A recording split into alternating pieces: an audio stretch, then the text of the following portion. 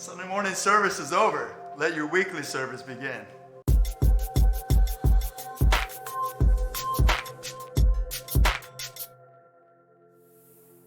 Hey guys, welcome back to Live It Out. We talked about being strong and courageous, just like Joshua was told by God to be strong and courageous. And I asked you to consider some ways to be strong and courageous. And so now I want to talk about that a little bit more. How do you rely on God, and where do you rely on God to be strong and courageous in your faith?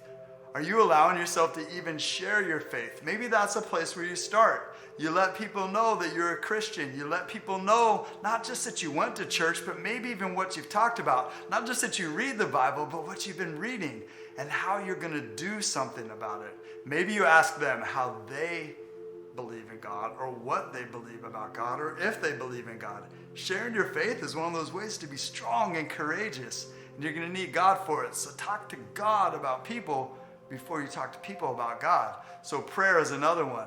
What if you actually took time this week to pray with somebody that you've never actually prayed with before? Ask them, hey, can I pray for you? Or they tell you something's going on, things are kind of lame, or things are exciting, or whatever. You say, hey, can I pray with you real quick? Wouldn't that be sweet? How about this? It's going to take strength and courage in God to forgive people. Maybe there's somebody in your life that you need to forgive. Maybe it's somebody you've tried to forgive. Maybe it's somebody you've just written off. Maybe this week, not even maybe, would you take time to forgive somebody? Be strong and courageous in it. And now the final one, the one that's probably the most challenging for most of us. Be strong and courageous with your finances.